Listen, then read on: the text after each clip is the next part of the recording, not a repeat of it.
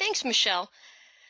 So I'm going to take it from here, and we're going to talk about some structural and fire design examples, and then we'll wrap it up with some resources for folks that are looking to learn more.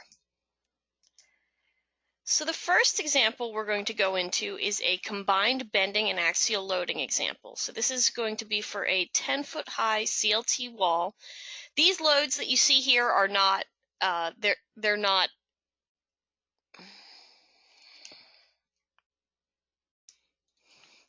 Thanks, Michelle. So from here, we're going to be doing some design examples. First, a structural design example, and then we're going to go through a fire example. And then we'll close it out with some resources for folks that are looking for some additional information. So the first example we're going to do today is a 10-foot high CLT wall. You can see the loads that it's supporting here. These loads are not factored.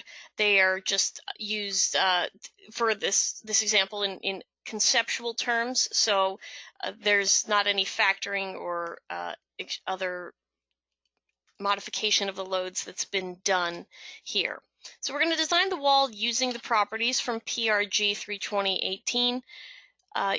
We do note that the NDS references PRG 32017, but this is the latest, so we're going to use that, PRG 32018.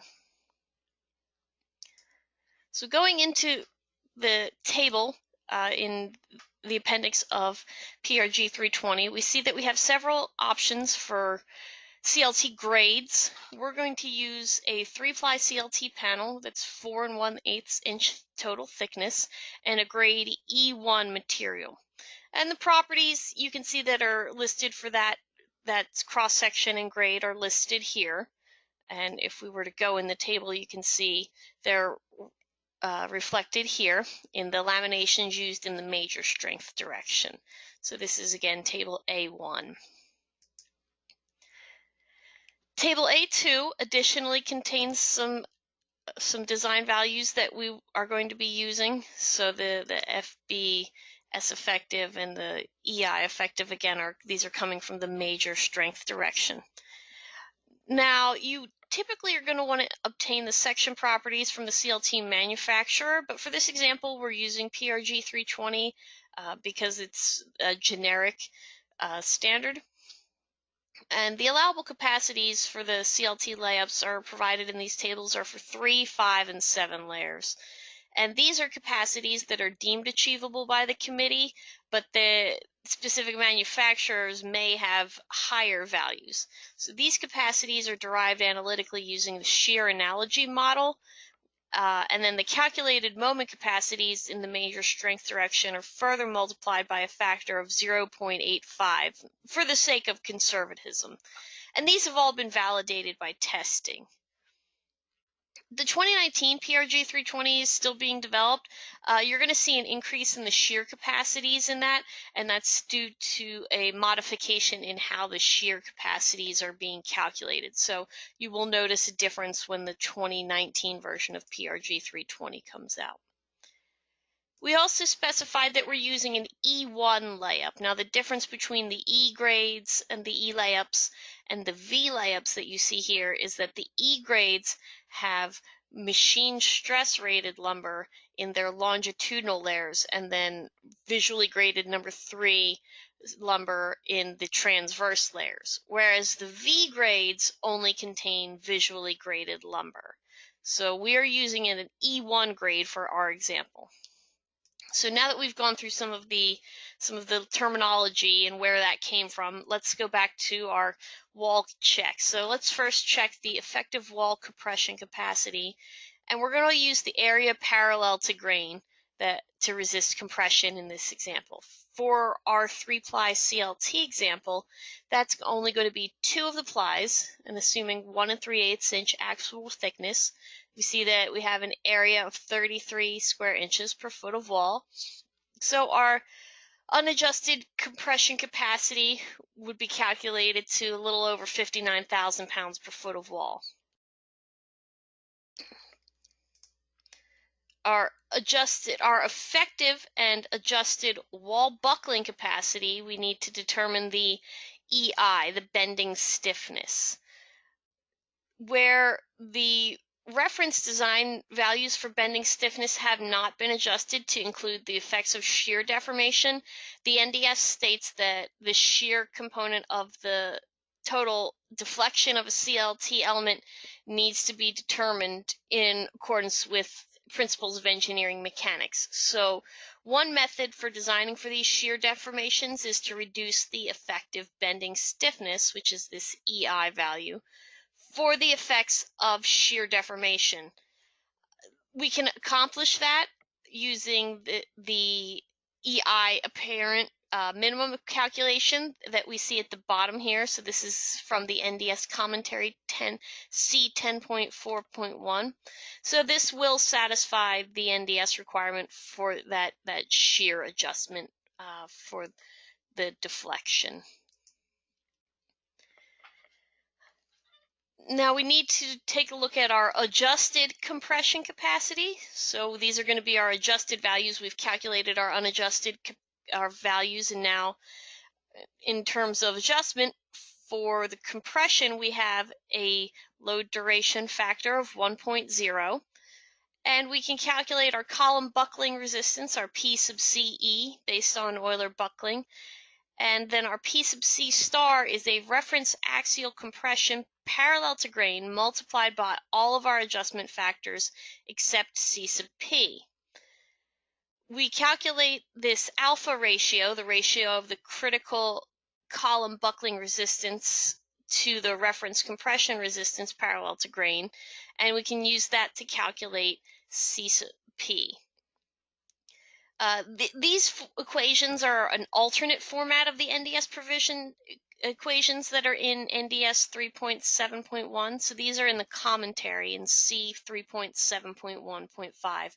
They're the same equations. This is just an alternate format of presenting them. So this alpha may not look familiar to you, but it's just a different way of expressing the existing equations that we have. So back to our calculating our adjusted compression capacity, our P prime sub C, we can calculate that the capacity is a little over 30,600 pounds per foot of wall. Now the adjusted bending capacity is what is resisting the moment due to the applied wind load. So for wind, we have a load duration factor of 1.6. Our moment is simply calculated using principles of engineering mechanics, so WL squared over 8 gives us our applied moment. And then we can calculate our resistance moment using the FB prime S effective times our appropriate adjustment factors. C sub L is equal to 1 in this instance because our depth is less than our B value. So for our 1 foot wide strip of wall, we have a 4 1/8 thick section. So we are able to set C sub L equal to 1, which is our beam stability adjustment factor. So we've shown that the capacity is sufficient in both the axial and bending directions in terms of the individual demand, but we do have to do an interaction check, a combined demand check that compares the capacity in both bending and compression at the same time. So using the combined interaction check, we see that the ratio of these two elements needs to be less than 1.0. So using our handy-dandy MathCAD calculation, we see that our combined value is equal to 0.86. So we have met that requirement. It's less than 0.1. The less than 1.0, I'm sorry.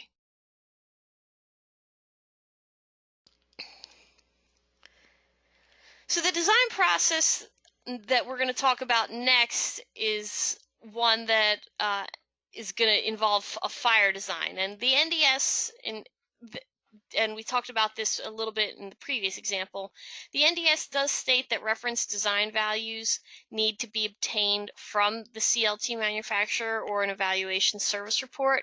And also for fire design, you'll see here in the note here from chapter 16 on the right side of the slide that reduced section properties also need to be provided by the CLT manufacturer.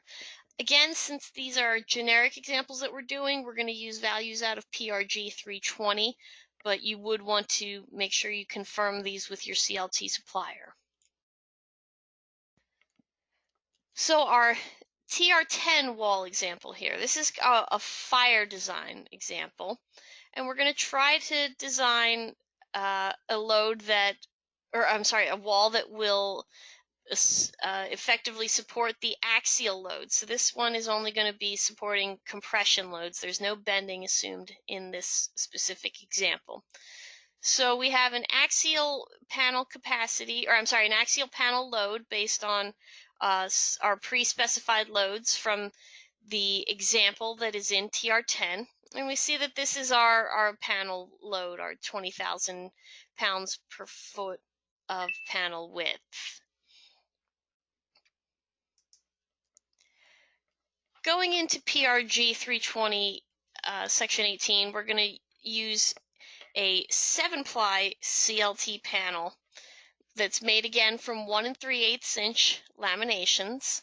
So our total panel thickness in this example is 9 5/8 inch. And what we want to do is make sure it can adequately support the load that we are applying on it. And also we're going to try to design it for a 2-hour fire resistance. So calculating the effective wall compression capacity, the format is the same as we did in the previous example. We're calculating it based on the area parallel to grain. So in this example, we actually have 4 laminations that are going to resist the load. So we have 66 square inches per foot of width. And we can see that our capacity is 118,800 pounds per foot of width.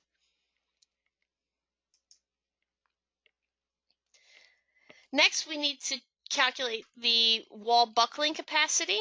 So this is again the same as the last example. NDS equation 10.4-1 gives us the EI apparent calculation. We're assuming a pin-pin column buckling condition with a case of S equal to 11.5.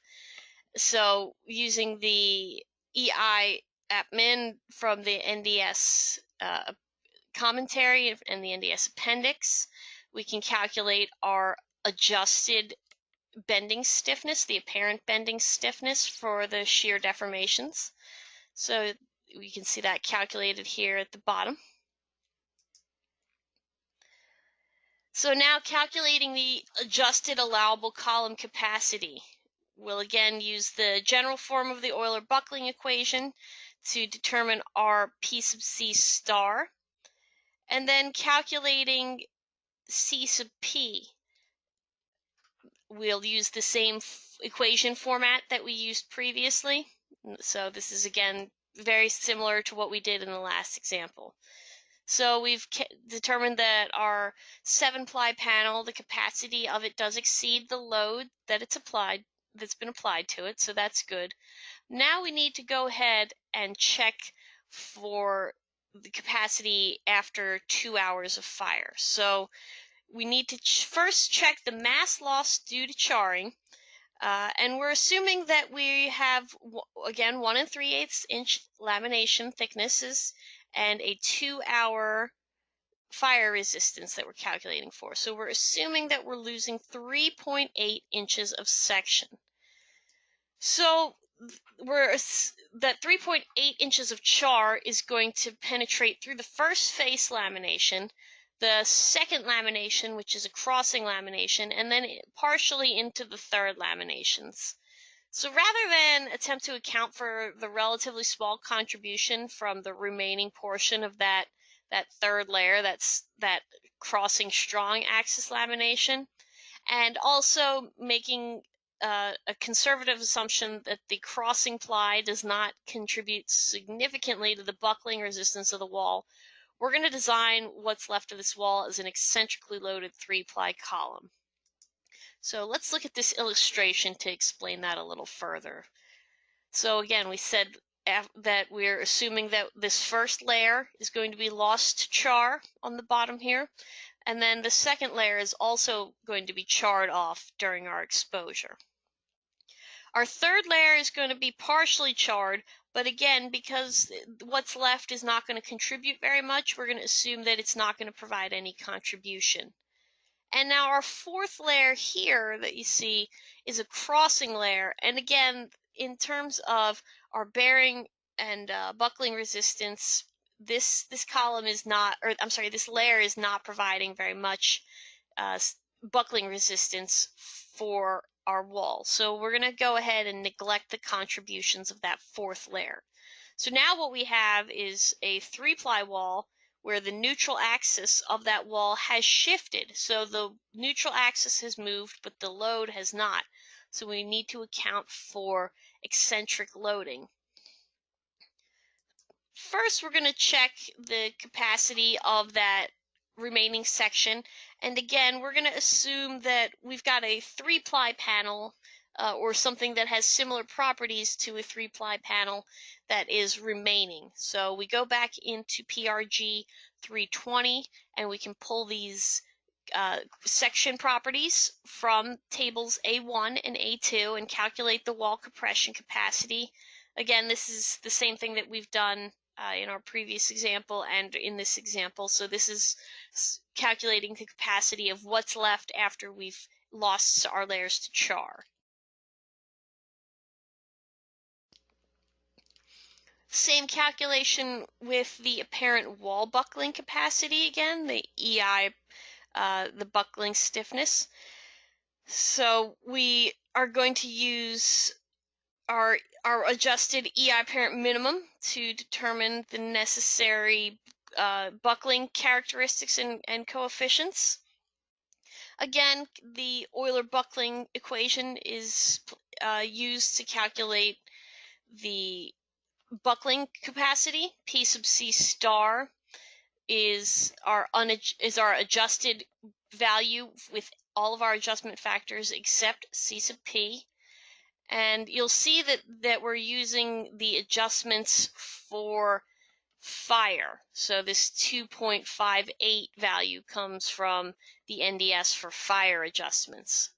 So going into our C sub P calculation, again from the commentary formulas, we check that our fire capacity does exceed the applied load. So we're all right there. Now, remember we talked about that we had an eccentric load, so we have to take into account the moment that is induced by that eccentricity. So the CLT wall is assumed to be loaded concentrically, like we said originally. The one-sided charring would create an eccentricity by the effective char depth. So our eccentricity would be the amount of material that's charred, or the difference between the two sections, so the depth of the 7-ply minus the depth of the 3-ply, divided by 2. So using that 2.75 inches, we can calculate that we've applied a moment. That's our lever arm. Our resisting moment, again, this is a fire design, so our load duration factor, our moisture factor, and temperature are not applicable in this situation. We would only need to apply C sub L, or a beam stability factor, and that's equal to 1.0. So we can calculate our resisting moment due to fire. Again, that 2.85 is our fire modification factor from the NDS Chapter 16. And we see that we have a resisting moment of 12,900 foot-pounds. So calculating our interaction check based on our axial load as well as the moment due to the eccentric loading, we see that we have to, again, have a ratio less than or equal to 1.0. Plugging these numbers into our equation, we see that our interaction ratio is equal to 0.64, and it checks out as being less than 1.0. So again, we made some assumptions in this design that were somewhat conservative, and that simplifying assumption, especially that the remaining cross section after 2 hours is a 3-ply CLT wall, is conservative, especially in terms of how much time is actually required to char that fourth lamination. So if we go back and calculate the actual time required to char each lamination, we see that it is probably going to take somewhere between 2¼ to 3 hours for this wall to actually char to the point that we've calculated it. So a more rigorous analysis could give us a more precise fire resistance rating, but this is a brief example where we've made some assumptions for the sake of simplicity, and we have shown that indeed our wall does meet a 2-hour resistance rating from a structural standpoint. Now, we do need to take a look at thermal separation that's required by ASTM E119. And this is so that floor assemblies prevent the passing of hot gas from one area to another, from penetrating. So the designers could accommodate this through a few different ways. We're going to first calculate the total burn through time, and then the time of separation is equal to that times 0.85. So using the equation in TR10 here, equation 4411, we see that our total burn through time for this section is 562 minutes. Our T sub TS is 0.85 times that, so we get 478 minutes of thermal separation, which does exceed the 120 minutes that we wanted to achieve for this assembly.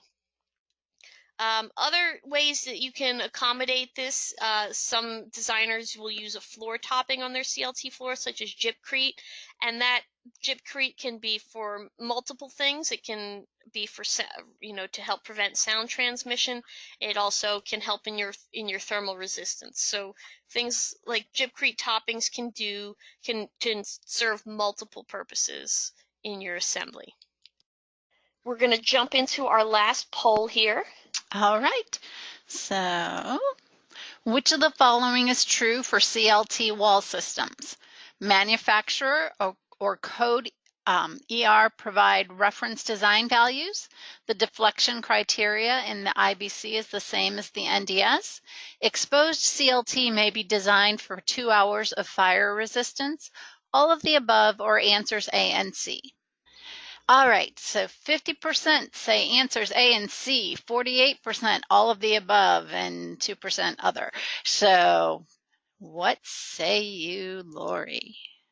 All right, thank you. And the answer is A and C. So the tricky one on this is answer B. The deflection criteria in the IBC is the same as the NDS. So the NDS actually does not have any deflection criteria in it. We have information on how to calculate the deflection, but the limits on deflection are going to be in the IBC.